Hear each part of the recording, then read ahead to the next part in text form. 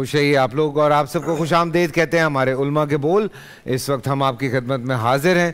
Obviously آج 26 رمضان ہے، 27ویں رمضان کی شب ہے، تو ہمارے بہت سارے علماء کرام اس وقت ہمارے ساتھ موجود بھی نہیں ہیں، لیکن پروفیسر صاحب یہاں پہ موجود ہیں، علامہ امین شہیدی صاحب موجود ہیں، مفتی فضل سبحان صاحب ہیں، مفتی نوید عباسی صاحب ہیں، اور ہمارے پیارے محمد علی شاہ صاحب یہاں پہ موجود ہیں۔ آپ کو ہم خوش آمدید کہتے ہیں۔ آج نزول قرآن پاک کے حوالے سے ہمیں بات کرنی ہے، اور اللہ پاک کا یہ احسان ہے ہم سب پہ کہ اللہ نے ہم سے بات کرنے کے لیے ایک ایسی کتاب اتاری جو کہ ہماری زندگیوں کے جو مسئلے ہیں یا بیماریاں ہیں یا جو پرابلمز ہیں یا جو قانونی تمام چیزیں ہیں، ان سب کو حل کرنے کے لیے اللہ تعالیٰ نے ہم سب پہ ایک احسان فرمایا اور قرآن پاک کو نازل کیا۔ اور رمضان میں ہی تقریباً کہتے ہیں 27 سالوں کا عرصہ ہے نزول قرآن کا، 23 سالوں کا۔ جی نحمدہ و نصلی علی رسولہ الکریم۔ آج کی شب بہت بابرکت اور مبارک ہیں، اور زیادہ جو راجع اقوال ہیں لیلۃ القدر کے حوالے سے وہ بھی 27ویں شب کے ہیں۔ نزول قرآن رمضان المبارک کے مہینے میں ہوا، لیکن یہاں پر علماء نے لکھا ہے کہ نزول قرآن اس کی دو جہتیں ہیں۔ ایک تو قرآن کریم یکبارگی کے ساتھ نازل ہوا، اور دوسرا قرآن کریم تدریجاً 23 سال کے عرصے میں نازل ہوا۔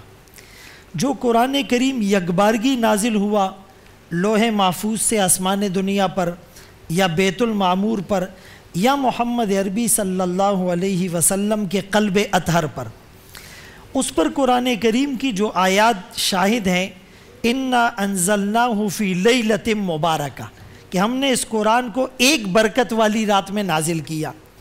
اِنَّا أَنزَلْنَاهُ فِي لَيْلَةِ الْقَدْرِ، ہم نے اس قرآن کو قدر والی رات میں نازل کیا۔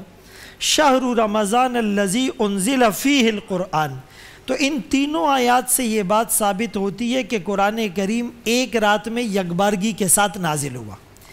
لیکن قرآن کریم کی ایک دوسری صورت ہے، اور اس میں آیت ہے وَقُرْآنًا فَرَقْنَاهُ لِتَقْرَأَهُ عَلَى النَّاسِ عَلَى مُكْثٍ وَنَزَّلْنَاهُ تَنزِيلًا، کہ ہم نے اس قرآن کو تھوڑا تھوڑا کر کے نازل کیا، ٹھیر ٹھیر کر۔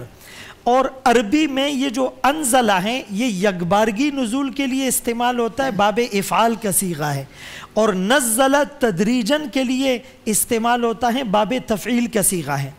علماء نے لکھا ہے کہ ایک ہے قائد محمد الرسول اللہ صلی اللہ علیہ وسلم، اور دوسری ہے امت۔ تو قائد کے لیے قرآن یکبارگی نازل ہوا، آپ کا قلب اطہر وہ پہلے سے وہ بہت زیادہ صاف شفاف اور پاکیزہ تھا، انوارات اور تجلیات کی بارش تھی، پورے قرآن کو یکبارگی سما لینا اور سمو لینا آپ کے لیے ممکن تھا۔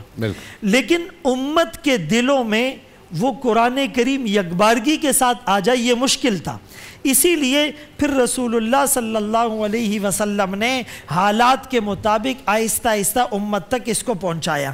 قرآن کریم کی ایک دوسری آیت میں بھی اسی بات کی طرف اشارہ ہے کہ کتاب احکمت آیات ثم فصلت، پہلے یکبارگی نازل ہوئی پھر اس کو کھول کھول کر بیان کیا گیا۔ قرآن کریم کے نزول کا مقصد کیا ہے یہ قرآن خود بتاتا ہے، کتاب انزلناہ الیک لتخرج الناس من الظلمات الی النور، ہم نے آپ کی طرف اس کتاب کو نازل کیا کہ آپ اس قرآن کے ذریعے سے لوگوں کو اندھیروں سے نکال کر روشنی میں لے آئے۔ گویا کہ قرآن کار مذلت میں پڑے ہوئے کو اوج ثریا تک لے جانے والی کتاب، جہالت کے اندھیروں میں ڈوبے ہوئے لوگوں کو روشنی کے اسٹیج تک لانے والی کتاب، ایک دوسرے کے دشمنوں کو باہم شیر و شکر بنانے والی کتاب، جہنم میں جانے والوں کو جنت کا مصداق بنانے والی کتاب۔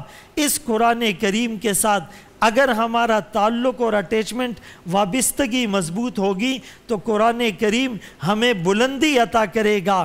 پوچھنے والوں نے پوچھا قرآن کتنی بلندی عطا کرے گا؟ جواب دینے والوں نے کہا قرآن خود جس بلندی سے آیا ہے، جو قرآن سے تعلق جوڑے گا قرآن اسے بھی اس بلندی تک لے جائے گا۔ قرآن لوح محفوظ سے آیا، اسی لیے ہمیں اللہ اتنی بلندی عطا کرے گا۔ ان اللہ تعالی یرفع بہذا الکتاب اقواما ویضع بہ آخرین۔ وہ معزز تھے زمانے میں مسلمان ہو کر، ہم ذلیل و خوار ہوئے تارک گناہ ہو کر۔ سبحان اللہ، سبحان اللہ۔ بول انٹرٹینمنٹ کے شوز دیکھنے کے لیے ہمارے چینل کو سبسکرائب کریں اور بیل آئیکن پر کلک کرنا نہ بھولیں۔